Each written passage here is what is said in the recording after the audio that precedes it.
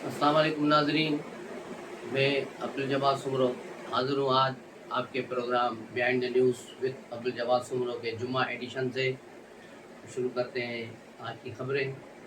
आज दिल बहुत अफसरदा है, अंदर से दुखी और एक हिजान का आलम तारी है। उसकी वजह ये नहीं है कि एक टाइटान में 5 लोग डूब कर मर गए जो टाइटानिक देखने गए थे। पाकिस्तान के अरबपति थे, बरतानिया में मुकीम दाऊद फैमिली के 2 अफराद और 3 और थे 5। दुख इस बात का है कि इससे 4 दिन पहले 400 पाकिस्तानी यूनान जाते हुए रास्ते में उनकी कश्ती डूब गई और उन बेचारों का कोई पुरसाने हाल नहीं। उनकी लाशें ढूंढने के लिए करने के लिए इतना कोई इंतजाम ही नहीं किया गया। मकामी सिर्फ नेवी ने वहाँ काम सर अंजाम दिया। लेकिन आप यहाँ देखें कि 5 अफराद को जो टाइटान नामी एक आबदोज में नीचे गए थे टाइटानिक देखने के लिए, उनको ढूंढने के लिए पूरी दुनिया की जदीद तरीन टेक्नोलॉजी मशीनरीज इस्तेमाल की गई है।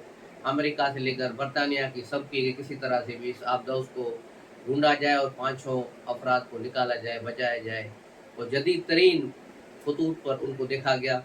उसके अलावा अफसोसनाक खबर ये है कि तमाम मीडियाज़, न सिर्फ पाकिस्तान लेकिन इंटरनेशनल मीडियाज़, बरतानिया हो गया, अमेरिका हो गया, हमारा पड़ोसी मुल्क भारत हो गया, अरब ममालिक की टीवी खोलो, अल जज़ीरा देखो, तो सबसे पहली खबर ये चल रही है कि बस 5 अफराद ढूंढने के लिए अमेरिकन अबदोज आ रही हैं, फलां आ गई हैं, फलां हो गया है, अब ये हो गया है, अब वो हो गया है। लेकिन वो जो 400 बेचारे पाकिस्तानी डूब कर मर गए, उनकी कोई खबर ही नशर नहीं कर रहा। अब तो पाकिस्तानी मीडिया ने भी उस खबर को बिल्कुल आखिर में जाके छोड़ दिया है और कहा है कि आज इस फलां बंदों के गुजरांवाला के इतने लोगों का हो गया है, फलां लोगों की लाश शनाख्त हो गई है, किसी की लाश डीएनए ले लिए गए हैं, इसके अलावा कुछ भी नहीं है। ऐसा क्यों हो रहा है? इसकी बड़ी वजह यही है कि दुनिया में जो ब्राह्मण है उनकी अहमियत है। 1% पूरी दुनिया में ब्राह्मण घूम रहे हैं, उनमें से किसी को कुछ हो जाए तो पूरी दुनिया के ब्राह्मण एक हो जाते हैं और उस ब्राह्मणों को ढूंढने बचाने में लग जाते हैं। लेकिन उसकी जगह हम जो 99% शूदर है पूरी दुनिया में, वो कुछ भी हो जाए उनके साथ मर जाए, मतलब एक से तरह ही खबर आती है और उसके बाद वो कहानी तारीख का हिस्सा बन जाती है। वो जो जुल्म होता है, वो जो परेशानियाँ तकलीफ़ें होती हैं, उस पर कोई तवज्जो ही नहीं देता।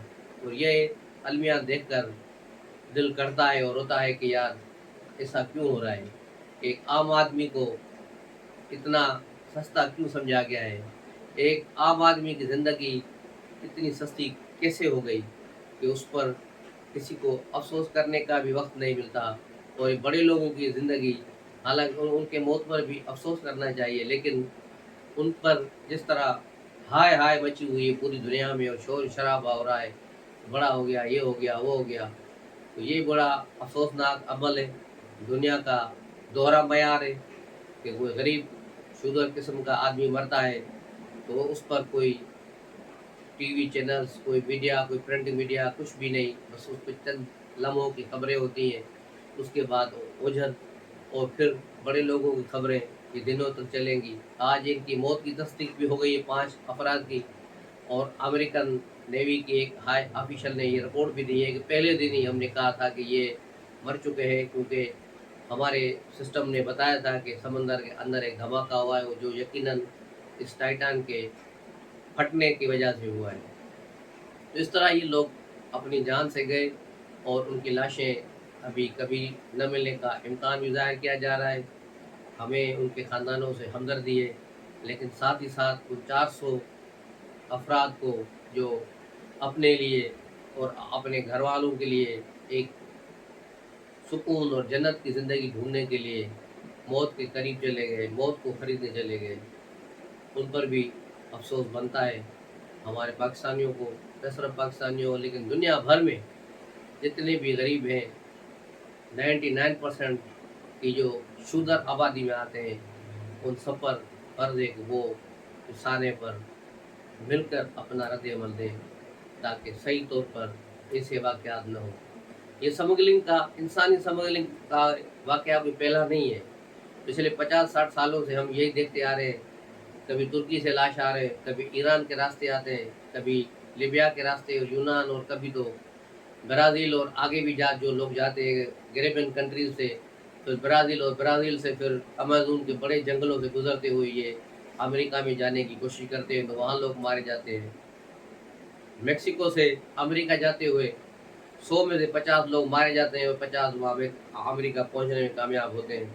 तो ये सारी दुनिया की कहानी है इस इंसानी स्मगलिंग, जिससे लोगों को यहाँ से वहाँ के सोनहरी ख्वाब दिखाकर स्मगल किया जाता है, उनका पैसा भी छीन लिया जाता है, उनकी ज़िंदगियाँ भी छीन ली जाती हैं। तो दुनिया को चाहिए, अपने वालिदैन को चाहिए कि अपने बच्चों को घर में रखें, रुखी सुखी खाएं, अपने घर में रहें और बाइज़्ज़त तरीके से छोटा मोटा कारोबार करें। जिस तरह ये किसी ने कहा था कि कोई भी कारोबार, कोई भी काम छोटा नहीं होता, उसकी इज्जत होती है। मेरे नज़दीक अगर कोई मोची कोई काम कर रहा है तो मेरे नज़दीक वो पीएचडी डॉक्टर है, क्योंकि मैं और आप वो मोची वाला काम नहीं कर सकते, उस तरह जूती नहीं बना सकते, नहीं बना पाएंगे, क्योंकि उसमें उसकी सालों का मेहनत है, सालों की रियाजत है, तो वो भी एक उसकी पीएचडी की डिग्री है उसकी। इस तरह एक कोई घर बनाने वाला मेसन है, उनका काम है, ये बड़ी है जो लकड़ी का काम करते हैं, तो ये सारे लोग अपने अपने शोबों में मास्टर होते हैं। सब लोगों को उनकी इज्जत और कदर की निगाह से देखना चाहिए, किसी को भी कमतर न समझने चाहिए, क्योंकि वो काम जो वो कर रहा है वो आप कभी नहीं कर सकते। तो ये सारी सूरत हाल है, इस पर ज़रा गौर कीजिए और कोशिश करें अपने ही घरों में रहें, अपने ही मुल्क में रहें, 2 वक्त की रोटी खाएं, 1 वक्त की रोटी खाएं, लेकिन कम से कम ज़िंदा रहेंगे, इज़्ज़त के साथ रहेंगे, अपने ही घर में रहेंगे। बाहर की ज़िल्लत से घर की रोटी 1000 गुना बेहतर है। तो आते हैं अब खबरों की तरफ।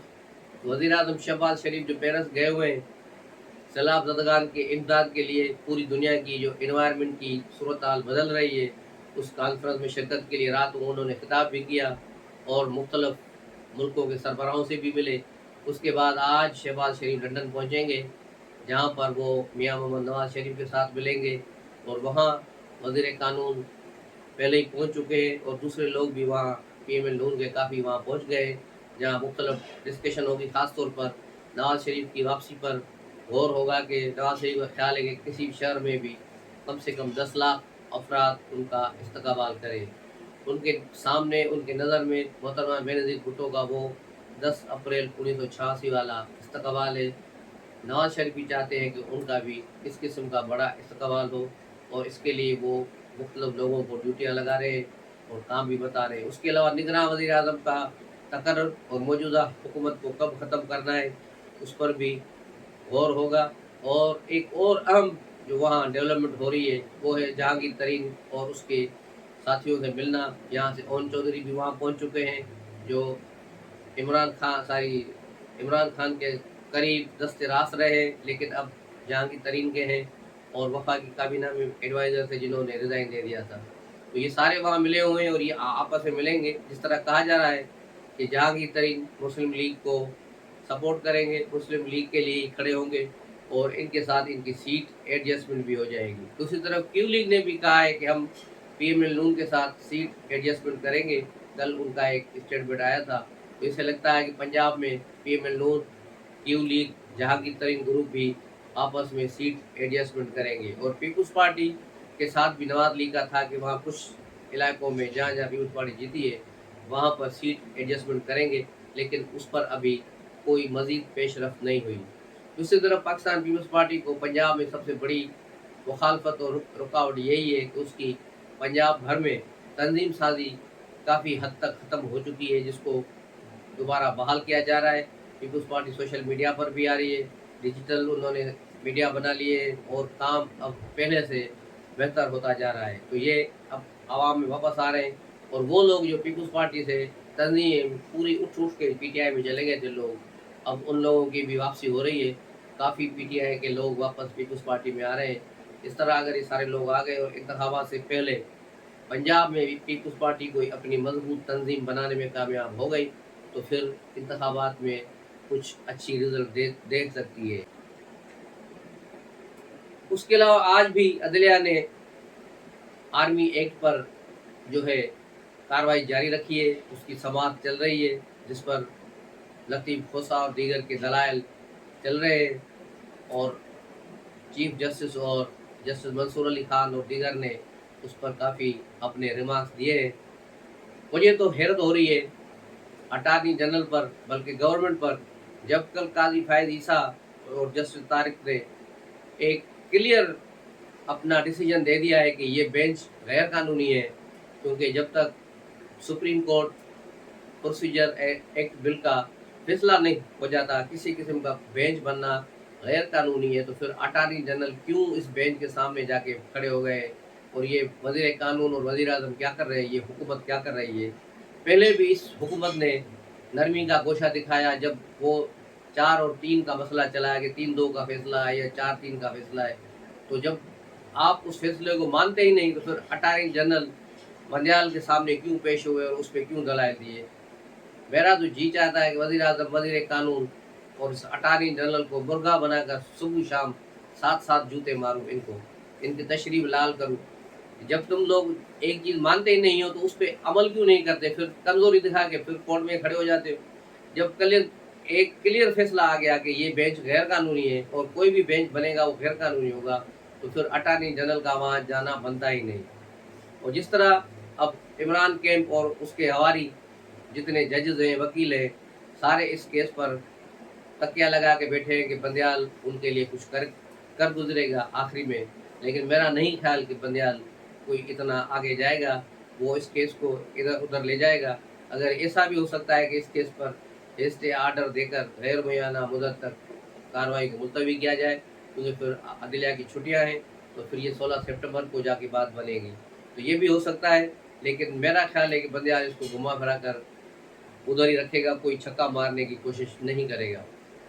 اب دیکھیں کون سی جو بات صحیح ہوتی ہے، کیا ہوتا ہے، بندیال اس پر ایسے آرڈر دے کر اس کیس کو روک دیتا ہے یا ادھر ادھر کی ہلکے پھلکے باؤنسر چلا کے اپنی جان چھڑاتا ہے۔ کل پی ٹی آئی کے 2 وفاقی وزراء نے پارٹی چھوڑ دی۔ ایک چودھری سرور تھا جس نے پاکستان میں پی آئی اے کا ستیہ ناش کیا، قومی اسمبلی میں کھڑے ہو کر بیان دیا کہ پاکستان کے جتنے بھی پائلٹ ہیں وہ سارے جعلی ہیں، ان کے سرٹیفکیٹ جعلی ہیں، جس کے بعد پوری دنیا نے پی آئی اے پر پابندی لگا دی۔ کسی بھی ملک میں پی آئی اے کا جہاز نہیں جا رہا تھا، اور سنا یہی ہے مبینہ طور پر قطر ایئر لائن اور دوسرے ایئر لائنوں سے چودھری سرور نے بھاری مال پکڑا، اور اس کو مال پکڑنے کے بعد ہی اس نے بیان دیا، جس کے بعد پی آئی اے بیٹھ گیا اور ساری ان روس پر پھر قطر ایئر لائن چلی، اور ایک عمران خان کے گروپ کی ایک نئی ایئر لائن کھلی ہے ایئر سیال، اس کو بھی کچھ موقع دیا گیا، اور اس طرح سے پاکستان کی تباہی کا باعث بنایا گیا۔ جو پی آئی اے پہلے ہی تباہ حال تھا، اسے مزید اس سرور نے تباہ کر دیا۔ لیکن یہ ایک رات جیل میں رہا اور صبح آ کے اس نے پریس کانفرنس کی اور پی ٹی آئی چھوڑ دی۔ اس پر بھی ایک تھیوری چل رہی ہے کہ یہ سارا ڈرامہ تھا اس کو پکڑنے کا، یہ 1.5 مہینے روپوش رہا لیکن تنگ آ گیا، اور اس نے مسلم لیگ نون کے ساتھ معاملات طے کر لیے، کیونکہ اسی حلقے سے جہاں سے چودھری سرور جیتا ہے، چودھری نثار علی خان بھی اسی حلقے سے قومی اسمبلی کا انتخاب لڑتے ہیں۔ تو چودھری نثار کا راستہ روکنے کے لیے مسلم لیگ نے چودھری سرور کو اڈاپٹ کرنے کا فیصلہ کر لیا ہے، اور جیسے کچھ دن گزریں گے آپ دیکھیں گے کہ چودھری سرور پی ایم ایل نون میں چلے جائیں گے، اور وہاں کے اسی کے ٹکٹ پر پھر اسمبلی میں چلے جائیں گے، اور چودھری نثار کا قومی اسمبلی کا راستہ روکیں گے۔ تو یہ بھی ایک خبر چل رہی ہے۔ اس کے علاوہ شاہد خاقان عباسی کو نواز شریف سے ملاقات کے بعد مطمئن کر لیا گیا ہے، اور وہ مطمئن ہو کر پاکستان واپس لوٹ آئے ہیں۔ اس کے علاوہ ایک اور خبر بھی ہے کہ مراد سعید کے بھائی کو گرفتار کر لیا گیا ہے، وہ بھی بڑی مشکلوں سے ایجنسیوں کے ہاتھ آیا ہے، اس کو پکڑ لیا گیا ہے، لیکن باخبر ذرائع بتا رہے ہیں کہ مراد سعید کو بھی گرفتار کر لیا گیا ہے، لیکن اس خبر کی کسی نے تصدیق نہیں کی ہے، لیکن مراد سعید کے بھائی کی گرفتاری کی تصدیق ہو گئی ہے کہ اسے اریسٹ کر لیا گیا ہے۔ اب دیکھنا یہ ہے کہ اس کے بعد مراد سعید ہاتھ آتا ہے یا نہیں آتا، کیونکہ اس کے بغیر یہ کام نہیں چلے گا۔ اور کل قومی اسمبلی میں وزیر خزانہ اسحاق ڈار نے کل जो है वहाँ खिताब करते हुए सिंध के लिए 30 अरब रुपए का इजाफी फंड रिलीज करने का बयान दिया कि सिंध के सैलाब ज़दगान को हम पैसे देंगे, $25 अरब, 25 अरब रुपए, और 5 अरब जो है मजीद दूसरे फंडों में पाकिस्तान को सिंध को मिलेंगे। इस तरह पीपल्स पार्टी ने अपने वो मुतालबात मनवा लिए जिस पर उनको था, लेकिन अभी ज़का अशरफ वाला मामला अटका हुआ है, वो भी PCB का 1-2 रोज़ में मसला हल हो जाएगा। और कल इसहाक डार ने बाहर निकलते, जब पार्लियामेंट से बाहर निकले तो एक साहबी ने जब उनको सवालात किए तो सवालात क्या थे, उनको टीज करने की कोशिश थी, जिस पर इसहाक डार बरहम हो गए और उन्होंने उसका कैमरा भी छीनने की कोशिश की। हालांकि इसहाक डार को चाहिए था कि वो तहम्मुल का मुजाहरा करता, वफाकी वजीर, और चौथी बार वो वजीर ख़जाना बने, सारे मामला को समझते हैं, लेकिन आम लोग तो ये मामला नहीं समझते, तो उनको नरमी के साथ बात करनी चाहिए थी, किसी पर हाथ उठाना नहीं चाहिए था, ख़ासतौर पे सहाफ़ियों पर तो ये बिल्कुल ही नहीं। और ये बहुत ही एक गलत रिवायत थी जिसकी जितनी मजम्मत की जाए कम है। इसहाक डार अगर मुआशरत को ठीक नहीं कर सकते तो कम से कम अपने दिमाग को तो ठंडा रखें, अपने दिमाग को तो ठीक रखें। मिलते हैं अगले व्लॉग में, तब तक के लिए इजाज़त दीजिए। अस्सलाम वालेकुम।